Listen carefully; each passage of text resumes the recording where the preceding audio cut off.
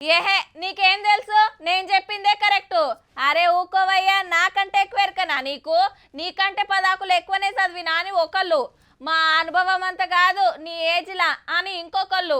నాకు తెలిసినంత చట్టం నీకు తెలియదు, నేను సెక్షన్లతోని చెడు కూడా ఆడుకుంటా అని మనకు మనం గొప్పలు చెప్పుకున్నా గప్పాలు కొట్టినా ఎవరు చెప్పింది రైటో తేల్చేది కోర్టులో మాత్రమే.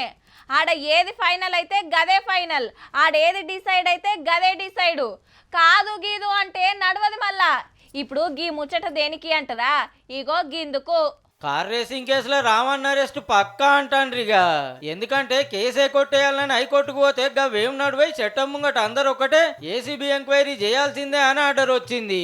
పోనీ అరెస్ట్ కాకుండా చూడుర్రు అని కేటీఆర్ సార్ లాయర్ కోరితే సుతా ఉత్తదే అయింది. తక్షణం ఏసీబీ ఆయనను అరెస్ట్ చేసుకునే అధికారం అవకాశం high court anti corruption bureau of తెలంగాణకి ఇవ్వడం జరిగింది. కోర్టులో షాక్ కొట్టే వరకు ఏం చేద్దాం ఎట్లా చేద్దాం అని నందినగర్ ఇంట్లో పొద్దాకా చర్చలు నడిచినాయి. ఇవాళ హైకోర్టులో మాకు తీర్పు కేవలం క్వాష్ పిటిషన్ కొట్టేసినారు. దానికే కొంతమంది ఎంత సంతోషపడిపోతున్నారంటే కాంగ్రెస్ వాళ్ళు ఏదో నాకు ఉరిశిక్ష చేసిండ్రు, లేదా నేరారోపణ అయిపోయింది, రుజువు అయిపోయింది, మొత్తం కేసే అయిపోయింది అని చెప్పి సంకలు గుద్దుకుంటా ఉన్నారు. ఆ సన్నాసులకు నేను చెప్పేది ఏంటంటే ఇది స్టార్టింగే, ఇప్పుడేం తాగమైతే ఎట్లా? తోపు లాయర్లు గిసొంటి కేసుల గురించి బగ్గ తెలిసిన వాళ్ళతోటి మాట్లాడి అరెస్ట్ ఆపుకుంటానికి దేశం పెద్ద కోర్టుకు పోవాలని డిసైడ్ చేసిండ్రట. లేలే మాజీ మంత్రి గారు మీ కాడికి వస్తే మా మాట ఏందో ఇన్నాకనే తీర్పియాలని ముందే సుప్రీంకోర్టులో కాగితం వేసింది ఏసీబీ. నిన్న విచారణకు రమ్మంటే మా లాయర్ ఉంటేనే వస్తా అని ఇంటికి మరిపోయా కదా, అయిన దానికి ఎల్లుండి రమ్మని నోటీసులు పంపిండ్రు. అప్పుడంటే కోర్టులో కేసు నడుస్తుందని మస్కా కొట్టిండు, ఇప్పుడు తప్పకుండా పోవాల్సిందే.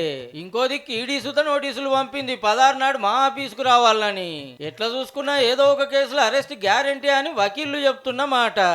ఈడీ మళ్ళీ నోటీసు అవతలకు టైం ఇచ్చింది. సో దాని తర్వాత కూడా అరెస్ట్ చేసే అవకాశం ఉంటుంది. దాంట్లో కూడా గౌరవ కేటీఆర్ గారు లోపలికి పోయే అవకాశం ఉంది. కోర్టుల మీద నమ్మికుంది, చట్టాలు గౌరవిస్తామని నిన్నటి దాకా చెప్పిన వాళ్ళు ఇవాళ అదే కోర్టు ఎంక్వైరీకి తొవ్వ సాఫ్ చేస్తే గిట్లా అంటాళ్ళు. ఇవాళ అరెస్ట్ చేస్తారా, రేపు అరెస్ట్ ఆయన ఇష్టం, చేస్తే చేయని అక్రమ అరెస్టు. ఇదో లోటపీస్ కేసు అని రావన్న అంటుంటే హరీష్ రావు సార్ ఇంకో పేరు పెట్టిండు. ఇదొక తుఫైల్ కేసు. తప్పు చేయకుంటే ఎంక్వైరీకి పోయేదానికి కోర్టులకు ఎందుకు పోతుర్రని కడమ పార్టీలు ప్రశ్నిస్తున్నాయి.